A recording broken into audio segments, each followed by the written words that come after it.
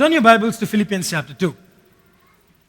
We are going to finish the first part of the series, The Secret of Joy. We've been doing this series talking about how to be joyful no matter what happens in your life. And we have seen from the background of this book, Philippians, that Paul was going through a very rough time when he wrote this particular book, this letter to the church in Philippi. He was in prison for 4 years. He had everything going wrong. Anything that he planned to do was not happening. His lifelong dream was to go to Rome and preach the gospel. While he did go to Rome, instead of being able to preach, he was put in prison. And he was waiting for something to happen. In fact, he was expecting to be from the prison, which may not come to a reality because of Nero being very against Paul. So while going through a very rough time, he writes a book on how to be happy in rough time. And so that's the reason why we are looking at this book and trying to learn the secret of joy. We began this series saying that we will look at the first 2 chapters as part 1 and 3rd and 4th chapters as part 2. With today's message, we'll finish the first part of the secret of joy. I'm going to stop at 2nd chapter, verses 14 to 18. Today we're going to read that passage and we'll stop there. And we'll pick up this series again in May 2nd week and start from the end of chapter 2 and go through chapter 3 and 4 and look at more things that we can learn from this book. Chapter 2, verses 14. Do everything without complaining and arguing, so that no one can criticize you. Live clean, innocent lives as children of God, shining like bright lights in a world full of crooked and perverse people. Hold firmly to the word of life. Then on the day of Christ's return, I'll be proud that I did not run the race in vain, that my work was not useless, but I will rejoice even if I lose my life, pouring it out like a liquid offering to God, just like your faithful service is an offering to God. And I want all of you to share that joy. Yes, you should rejoice, and I will share your joy. This passage is the heart of a pastor to his church. And he's expressing his wish of seeing his church growing into maturity.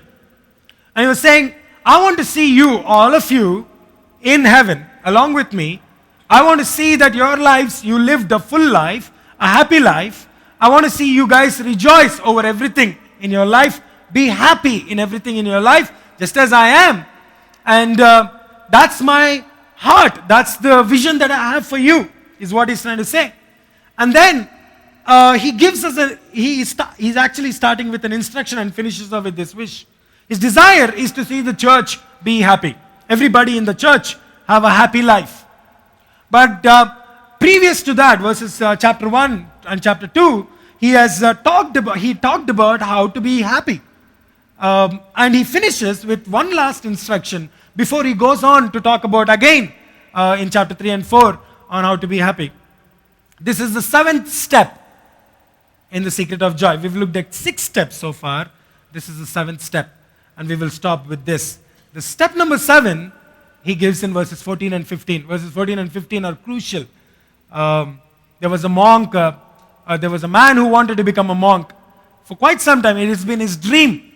He wanted to, all his life he's dreamt of becoming one of those monks who lead such a calm and peaceful life and all that stuff.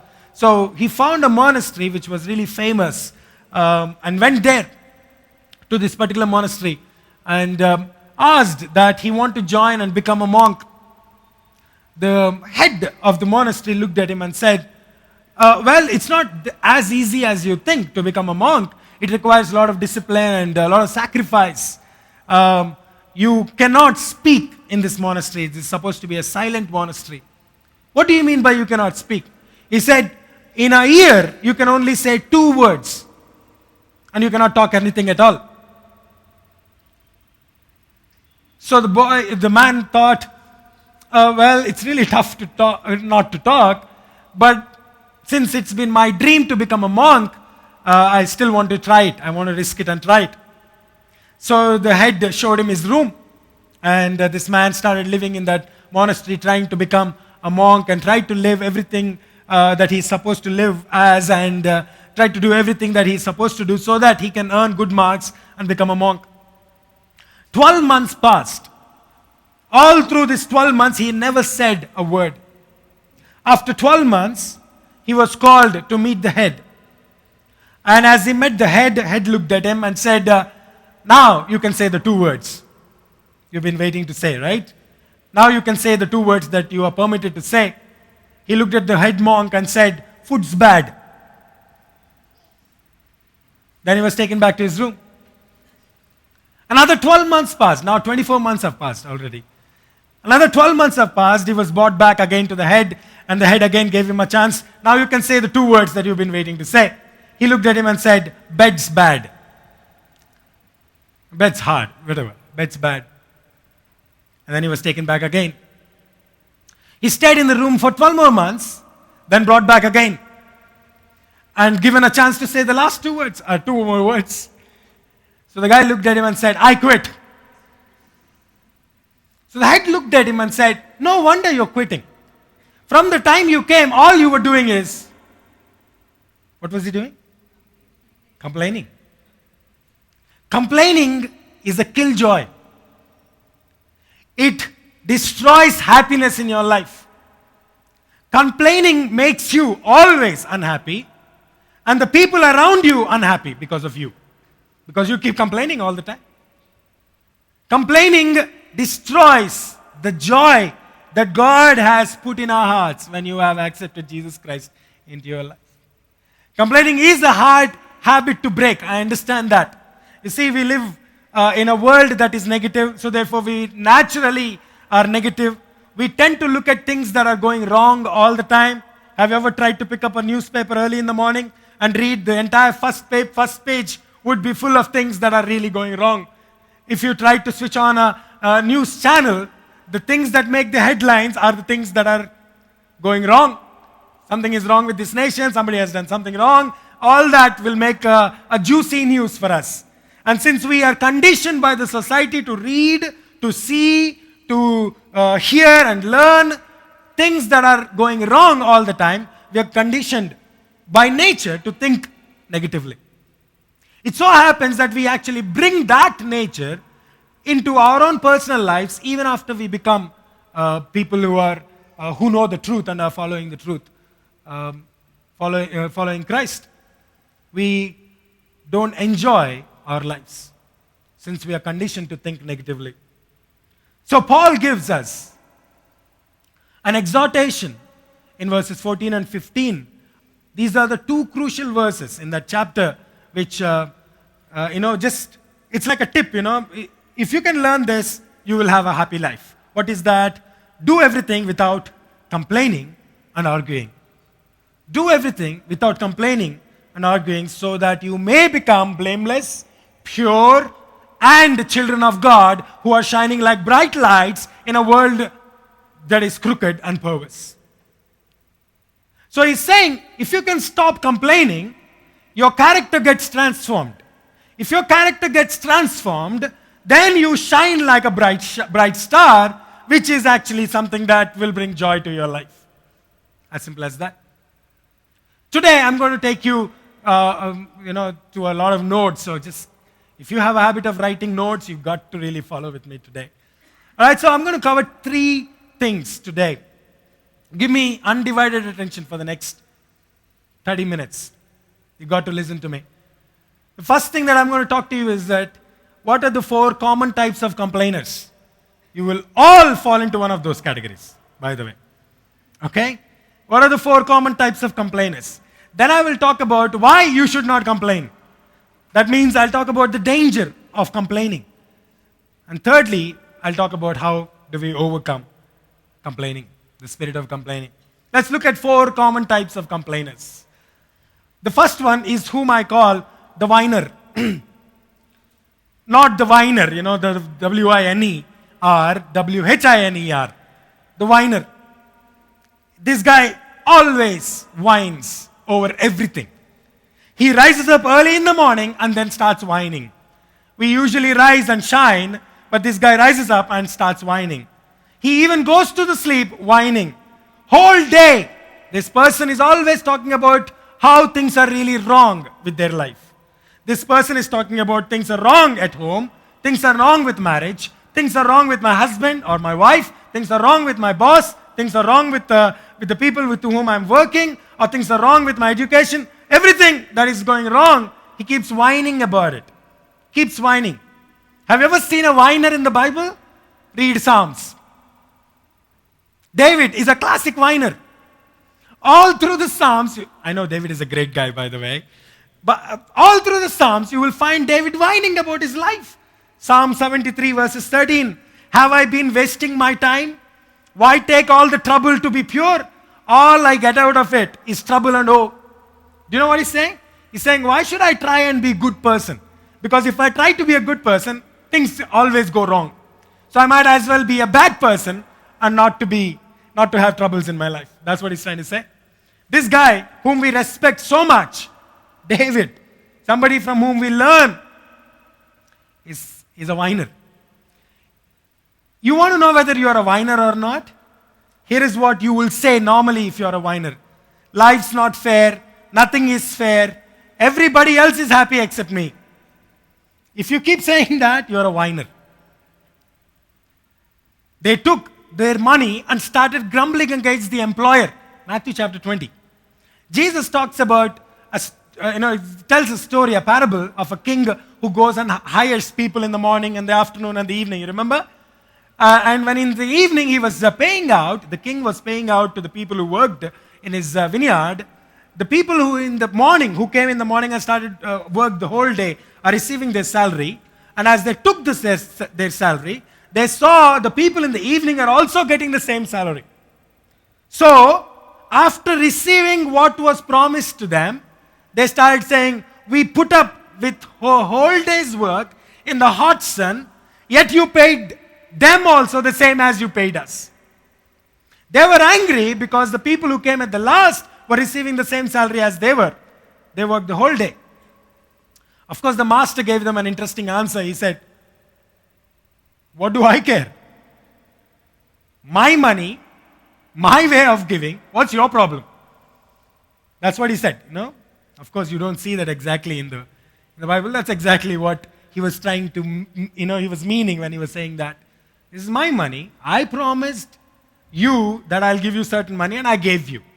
What I do with my money is my problem, not your problem. But whiners are generally like that. They tend to compare their lives with others and keep saying, everybody's got a break, I don't have a break. Life's not fair, they keep saying. Who said life is going to be fair? Have you ever seen Bible saying life is going to be fair? There's nowhere in the Word of God Bible says that your life on earth will be fair. Life in heaven will be fair. That's the promise Bible carries. Everything is wrong here, but everything will be all right when you come there. I will make all things right. I will set everything right. Is the promise that God is giving you when you go to heaven. He will settle the score in heaven or hell, wherever, but He's going to be fair there, not here. Life is unfair. You just have to accept that fact. You can't sit there and keep complaining life is unfair. The more you complain that life is unfair, the more miserable your life actually becomes. If you don't realize that. The more you say, I don't like this, things you don't like keep happening to you. It will never change. You can never change the fact of life that life will not be fair always. So you might as well accept the truth and try and find joy in what God is offering to you. Instead of becoming a complaining book. We usually maintain complaining books in our lives. Keep writing every day. Complaining doesn't work. It never worked with David. David, after complaining, had to look to God and look at His providence and keep saying, God, you are good, you are good. The more he said that, the better his life has become. Whiners. Number 2, martyrs. If If you want to know who is a martyr, if you are a martyr, if you want to know whether you're a martyr or not, here is the point. Their favorite phrase is this: no one appreciates me, my life is useless, I want to give up my life. All the time, the only thing that comes in their mouth is, I don't like my life, I'm better if I'm dead. A classic example is Moses.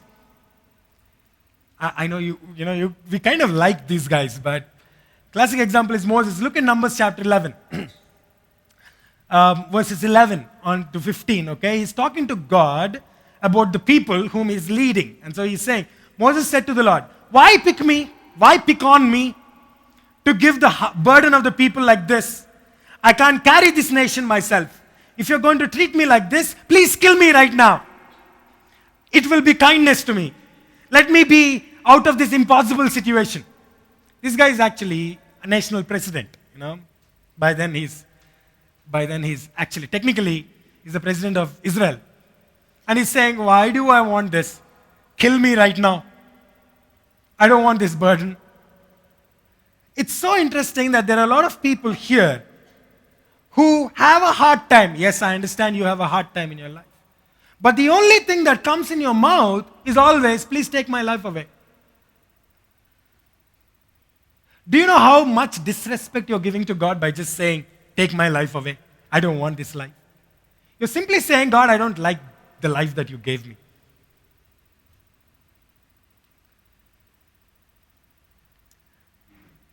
They have pity parties, They like people around them and keep telling them what's wrong with everything and why they don't want to live here on the earth and all that stuff. The whiners, the martyrs, the third one, the cynics. This is the third category, the cynic. The only thing this guy always says is life itself is useless. So therefore, they're not talking about giving up their life. They're simply saying, everything is useless. What's the big deal about it? You kind of go and tell them that I've achieved this. They're like, it's a big deal. Have you ever had a guy like that in your life? Or are you a person like that?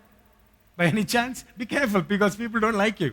If nobody is coming to you, that simply means you're one of those. Cynic. Classic example, Solomon.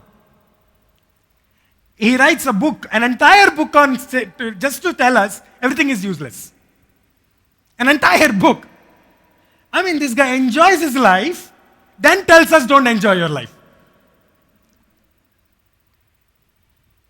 Life is useless. Actually, he starts with that. Ecclesiastes chapter 1, verses 2. Life is useless. You spend your entire life working and hard, earning. What do you have to show for it? Your life is just vain, he says. Starts off with that. The cynic. Or number 4 is what I call the perfectionist. If you didn't fall in those 3 categories, you'll be in this. Trust me. The perfectionist. This guy is always complaining that nothing is right with others. Nothing is right with this thing. Nothing is good enough for this person. He's always saying, it's not good enough. Have you ever had a guy like that? Have you ever had a boss like that? You work so hard, and then you go and try to show him off the project that you worked, and it's not good enough. You just want to strangle him to death, isn't it? Proverbs chapter 27, verses 15. Listen to this. Interesting. A nagging wife is like a water going drip, drip, drip on a rainy day. I want you to picture this, okay? Just picture this. I just couldn't believe I read that in the Bible. A nagging wife is like a water, drip, drip, drip, going drip, drip, drip on a rainy day. Do you know what the wise man is saying? You can't go out because it's raining. If you stay inside, the water is dripping on your head. Continuously. Without a break. Oh man, that frustrates us, isn't it? Chapter 21, Proverbs chapter 21, verses 19. Better to live out in the desert than with a nagging and complaining wife. I know both the times he used the word wife, but it simply means it applies to every one of us. Husbands too, by the way. All of us.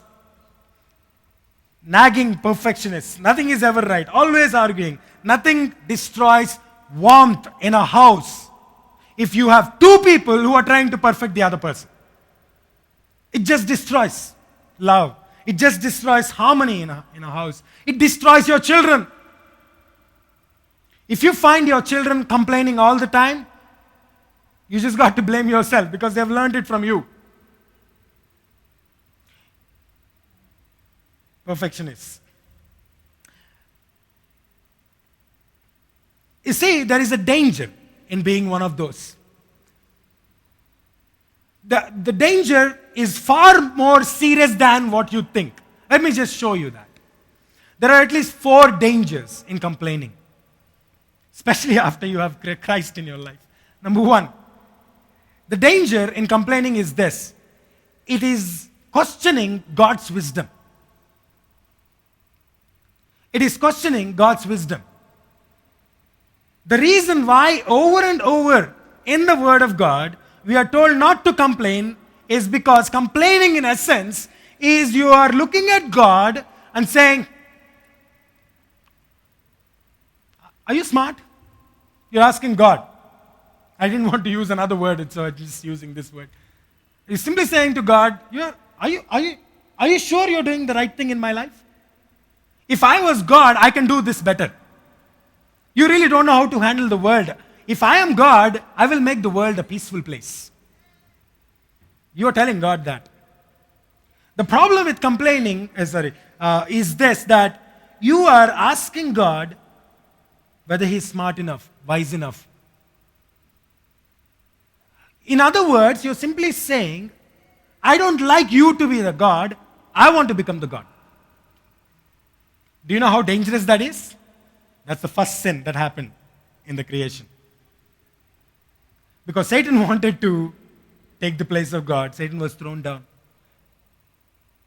Man and woman, Adam and Eve, wanted to become God, so therefore they ate the apple.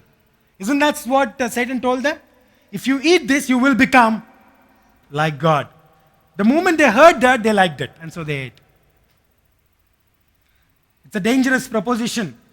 When you complain, you're simply saying, God, you don't care about my life. I don't think you really care about my life. I don't think you're smart enough to run my life. I don't think you know what you're doing. I think I can do a better job.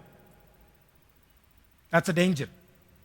It's also dangerous because not only it questions God's wisdom, number 2, it rejects God's providence.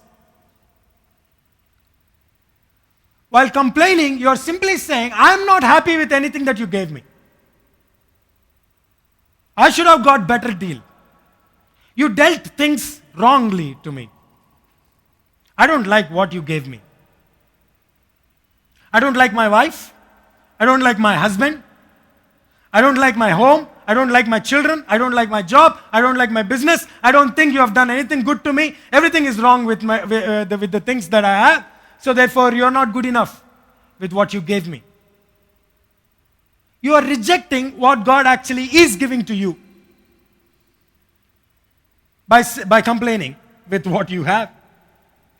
Now, I understand there are things that you don't like in your life. And I'm sure all the things that we have, we may not like. Sometimes after we get married, we wonder why we got married. And so on and so forth. But I understand that. There are times when life becomes so hard, you don't like what's happening to you. But by consistently complaining, you're simply saying, I don't want this. I don't want what you gave me. Somebody said boredom is actually a complaint. If you're bored with your life, that simply means you're complaining against God. You're saying the life itself is useless. You gave me a bad life. I don't want this life. I don't want to do anything with this life. And you sit in your house and be bored. You're simply complaining against God. It's a rebellion. It's a sin against God. Here is the third danger, because the first 2 will lead to the third one. Okay? When you question the wisdom of God, when you reject what God gave you, it will lead to the third one. It will nullify, it's dangerous because it nullifies God's plan for your life. In other words, it nullifies God's blessing for your life. Do you know how dangerous that is?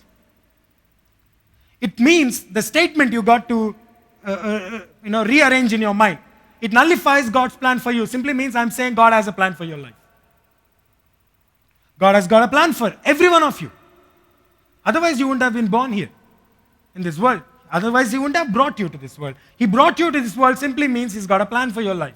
Unique plan. Not like everybody else's plan. He's got His own plan for your life. You've got a special plan designed for your life. And He wants you to go there. He wants to fulfill that plan in your life. Whatever that plan is, He's got a plan. But the more you complain, the more there is a chance that God takes away that promise from your life. And says, all right, since you complain, keep complaining that I'm not doing the right thing, let me not do anything at all. Do you know how dangerous that is? That's what happened to the 6 lakhs Israelites. When He took them out of Egypt, did He take them normally? Have you realized how He brought them out of Egypt?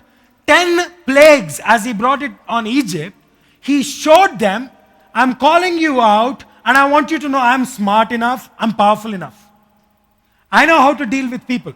That's what He was trying to tell to the 6 lakhs Israelites. Guys, I'm going to take you to a nice land, nice place. I'm going to give you that land. That's my promise to all of you. Don't worry, I'm going to take you there. And I will show you how I can do that. And He showed it practically even before they walked out of Egypt. 10 times how powerful He is as a God. Then after He brings them out of Egypt, He makes them cross the Egypt through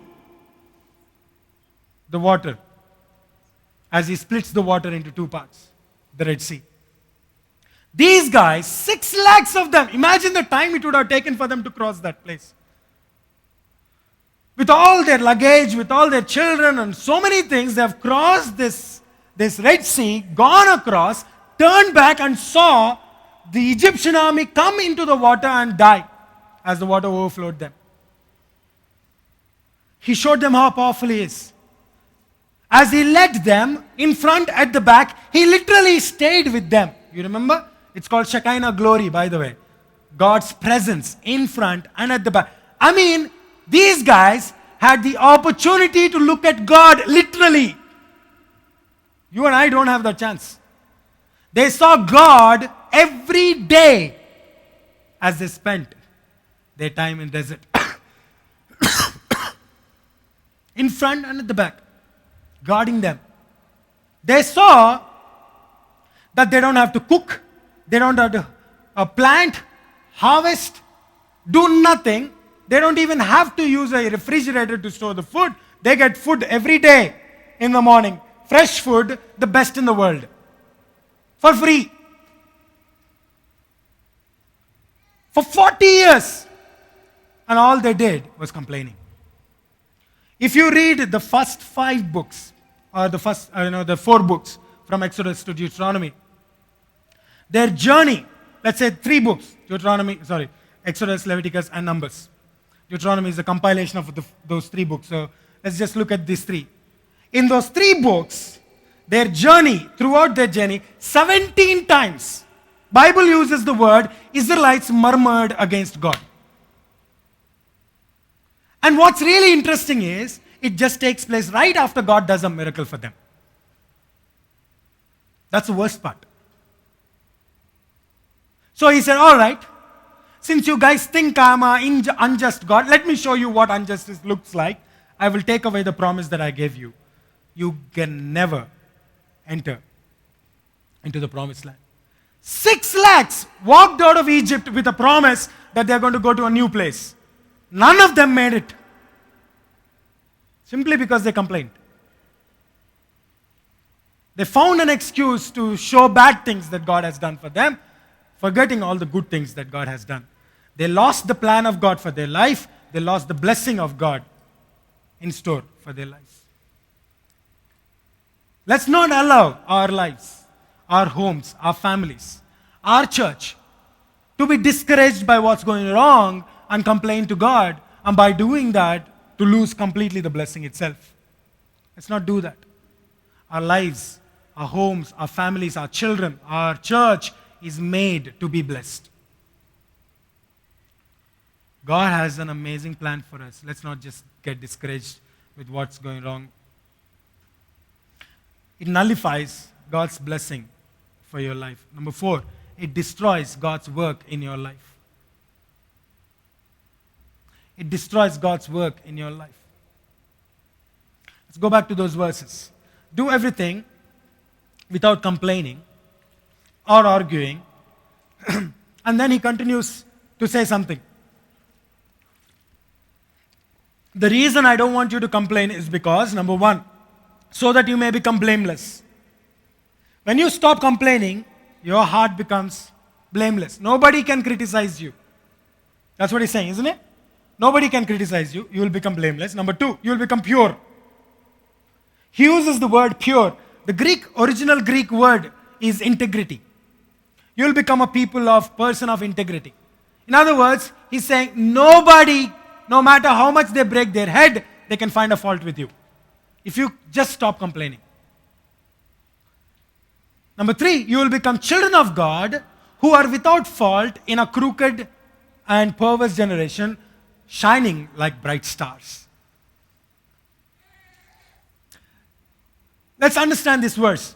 You know what he's saying? He's saying this. God is at work in your life. The moment you allow Jesus to come into your heart and accept Jesus as your personal Savior, God is doing something wonderful in your life. He is transforming your character.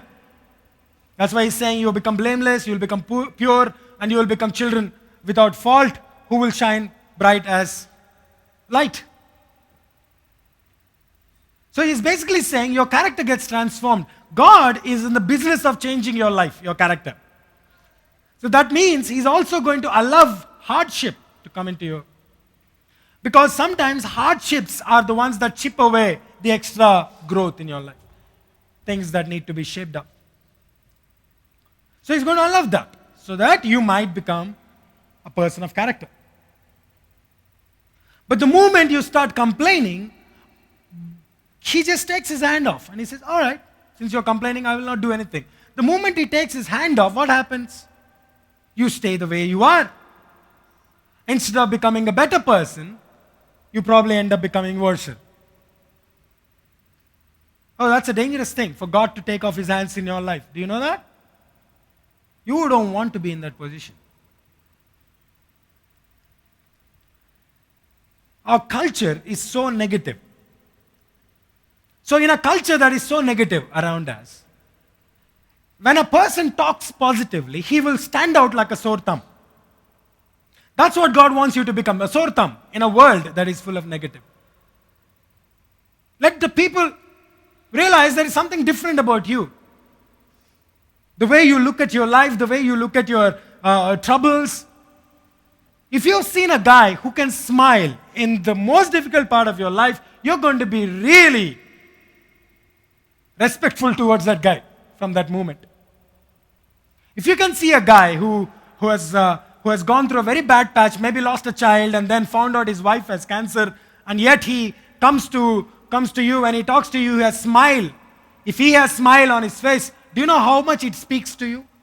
It speaks volumes to you. He doesn't have to say anything. He's just, man, how can this guy smile? Everything is going wrong. That's what he's saying, shining out like bright stars. That will not happen if I start complaining.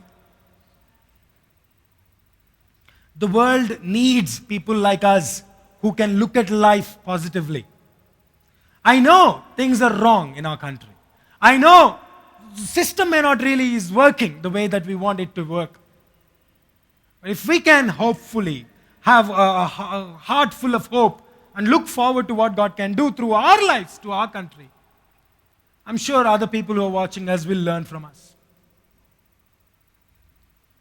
We can actually become the change agents for our country. Instead of sitting there and complaining that everything is wrong and nobody treats Christians well. Why should anybody treat you well? Oh, you're special?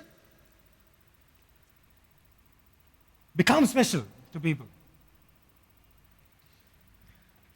How do I conquer complaining?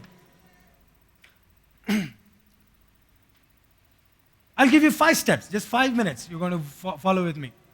All these 5 steps are so well known to all of you You know them. The problem is you really don't give a thought to that. Step number 1, in order to overcome complaining. How do I overcome complaining? Number 1, admit that you got a problem. That's the problem. We don't admit. We don't like to say, nah, I'm not a complainer. You think I'm a cynic. I'm not a cynic. You are a cynic. Because we tend to find blame on others. Admit you got a problem. The good thing about the people who admit their problem is that they actually become successful. Proverbs chapter 28, verses 13. Next 4 verses that I'm going to give you are very crucial for your life. Okay? Chapter 28, verses 13. A man who refuses to admit his mistakes can never be successful. But if he confesses and forsakes them, he gets another chance. I thought I'll find this kind of statement in management books. I saw it in the Bible. I'm like, wow, cool. A man who's ready to say, I've got a problem, I want to get rid of this problem, is somebody who's going to get another chance and he will become successful. So be ready to admit that you've got a problem. Interesting, 2 words are very interesting in that verse. Admit and confess. Do you know Bible uses the word admit and confess only to sin? Did you know that? Only in the context of talking about a sin, that means something that is rebelling against God, Bible uses the word admit and confess. Bible uses this word for complaining. That means Bible is saying your complaining is a sin against God. That's what Bible is saying. So admit you got a problem. Number 2, accept responsibility for your own life.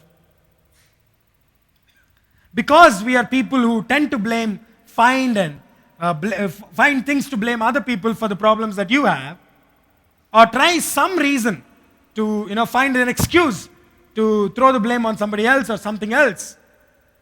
We got to understand that the problems in your life are generally caused by yourself. So, if I brought a problem into my life, and if I am the cause of it, then I don't have a right to complain about it. Not even against God. There's another verse that is really important. Chapter 19, verses 3 of Proverbs. It says like this: some people ruin themselves by their own stupid mistakes, then what? Get angry with God, it seems. Then blame God.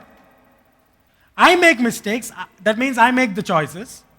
Then I face the consequences for my choices.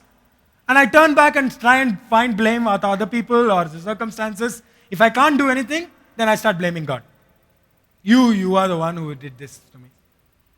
God is like, excuse me, I gave you the free will. That means you get to choose what you want to do with your life, not me. I don't write your story. I have a plan for your life, but if that plan has to be fulfilled, you make the choice to go there. So I gave you the freedom to make your choices.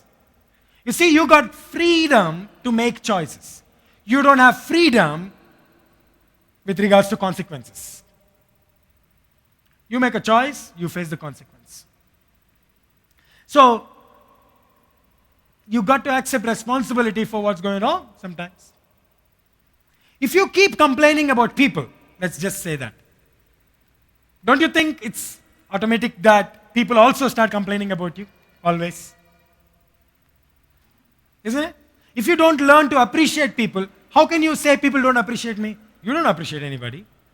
Why do you expect others to appreciate you? If you don't show love towards others, then how do you expect others to show love towards you?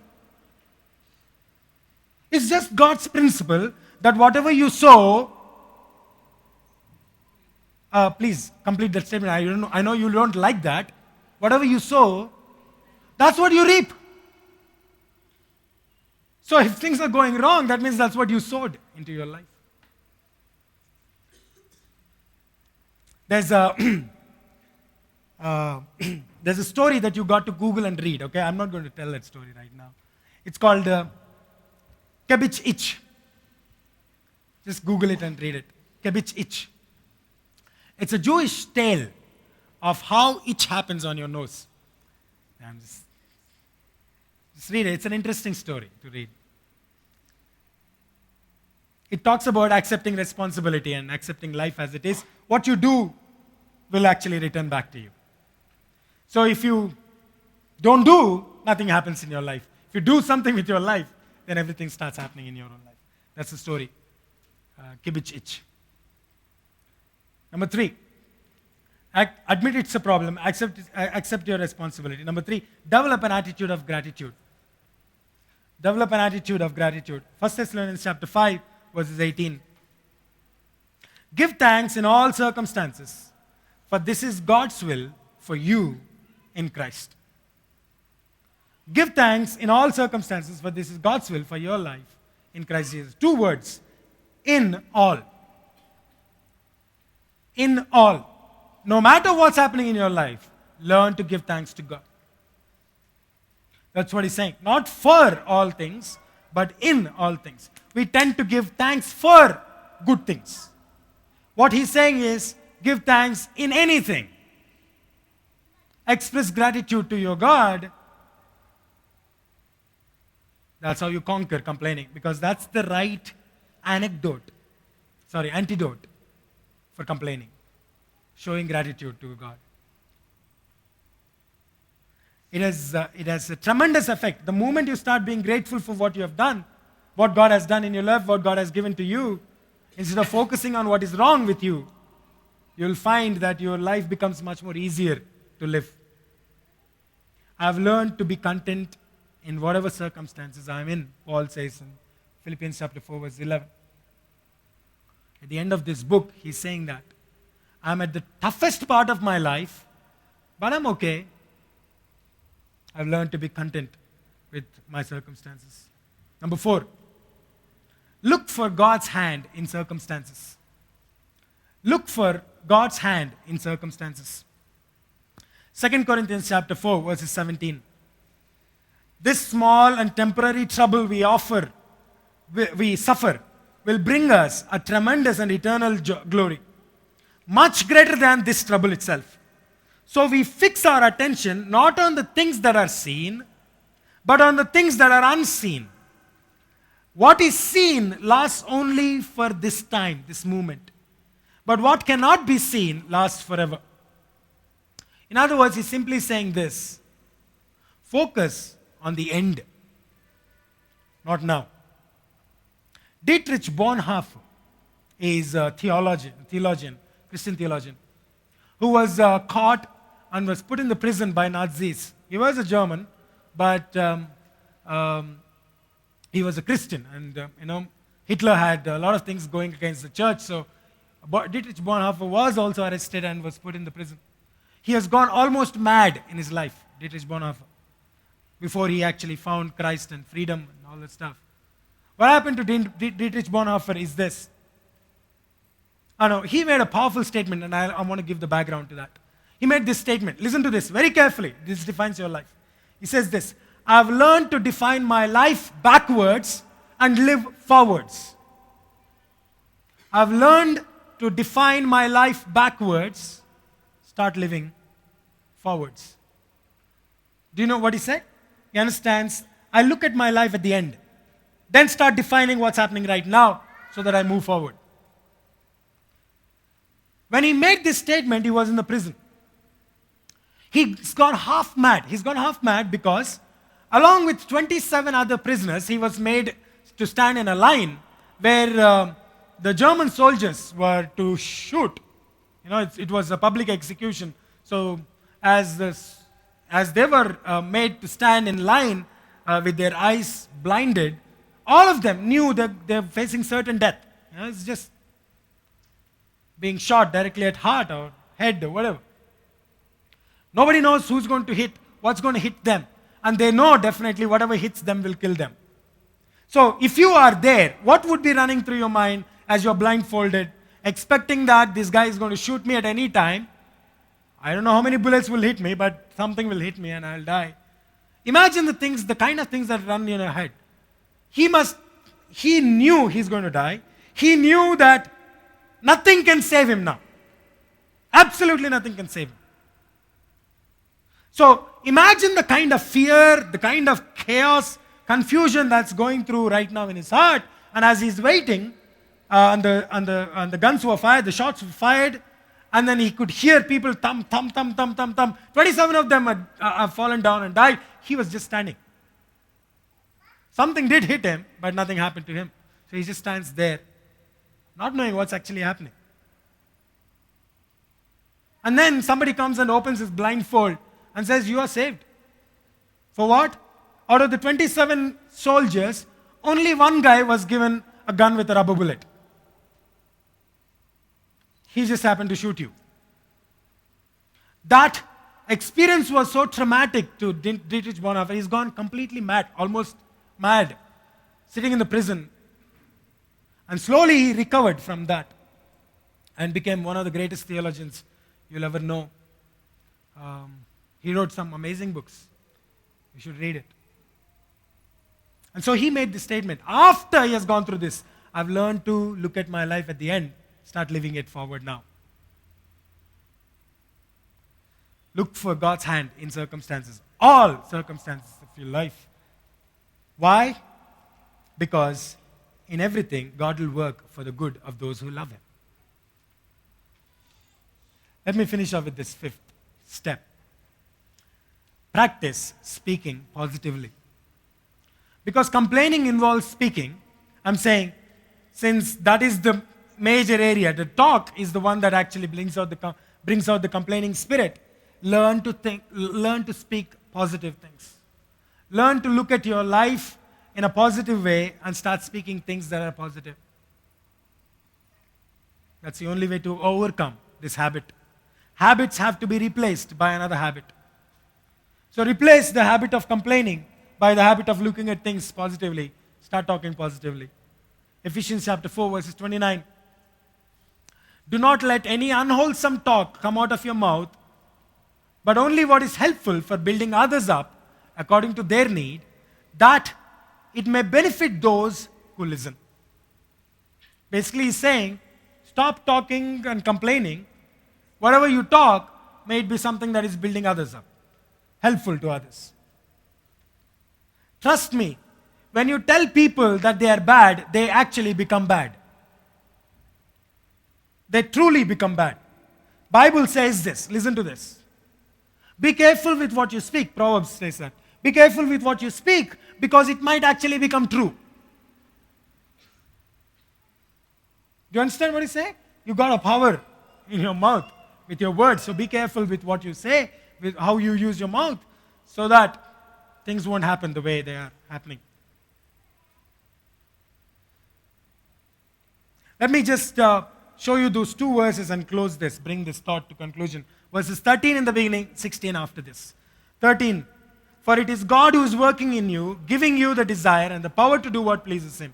Therefore, stop complaining. Why stop complaining? By stopping the complaint, your character becomes better and you start shining like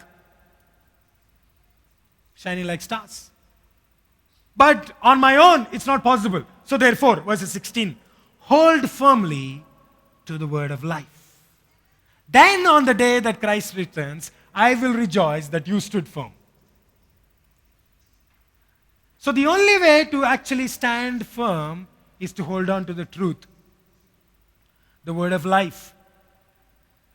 The word of life, verse 13. Okay? That was the word of life. God is working in you. He is good. So whatever He works in your life is always going to be good. It's very interesting that this morning Selvin chose to sing all the songs that are based on the goodness of God. I have not told him. Usually I tell him what kind of song I expect him to sing. I have not done that. Yesterday I saw in the Facebook the list of the songs that they're going to be sung today. I was like smiling at myself. That's the truth. The secret of joy is to know this, that God is good all the time. That's the secret of joy. The only way to overcome complaint is to fill my heart with this truth. God is good all the time.